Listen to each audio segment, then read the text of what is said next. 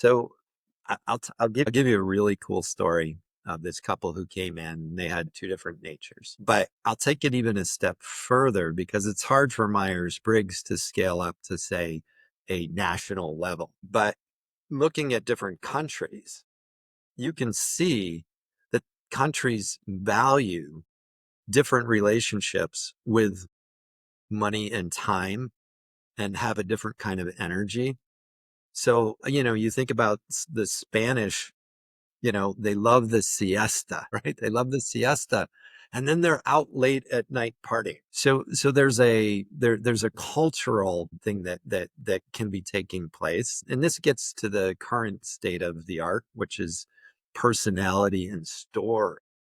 But our approach gets beneath that. So if we could see that a conflict in Northern Ireland is Catholic versus Protestant, that's people who think you can earn your way into heaven versus those who think they're saved. And that's a conflict. It seems irreconcilable. But the reality is, if you can accept that faith without works is dead, that both of you are bringing something to the table and you can talk about it. So here's the example. I had a woman who was age 59, married to a doctor who was 70. And they came to me. I got a phone call on a Monday, and the woman said, "We need to see you. What do you have available?" I said, "Next Tuesday." She said, "You got anything sooner?" I said, "Yeah, this afternoon at 2 o'clock." She's like, "We'll be there." So clearly they were in some kind of a crisis. They had an urgency to this. And they came into the office. And what happened was he went on a business trip to Savannah, Georgia. And he decided to put earnest money down on a house, a Georgia row house. And he came back and he was selling her on this idea that this was a great investment, but also trying to explain to her that this was something he'd wanted his entire life. And so she was like asking questions like, why, why do you want this thing? So we did the assessment. She's 59, he's 70, he's a doctor. She was mostly a stay-at-home spouse.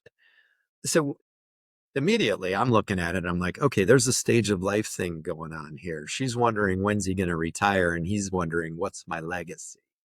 So they take the assessment. She gets saver, he gets giver. Now, a giver is someone who's can have like passions that well up from the inside. And this is what his Georgia row house thing was like this thing he couldn't explain. It was an intuitive sense that he was on the earth to one day own a Georgia row house. And so when the opportunity arose, he's like, "I'm doing it." And he didn't consult her. He just put the money down. The giver, in between the giver and the saver, is lever and investor. And he did not want to borrow any money. And so he was selling her on the idea that this is an investment, but she's a saver. And he was also going to take their savings. Mm.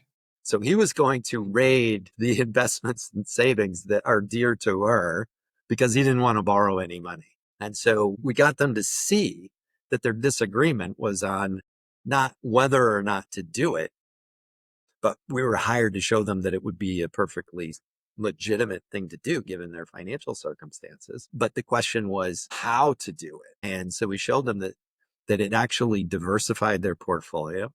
It became an excellent investment, but it was less risky to borrow the money to do it and leave the savings and leave the current diversified investment portfolio intact and not put all your eggs in that one basket. End of the story was we did it. We did it very quickly because they needed an answer because they had to get the earnest money back if they weren't going to do it. And they didn't do it. Mm.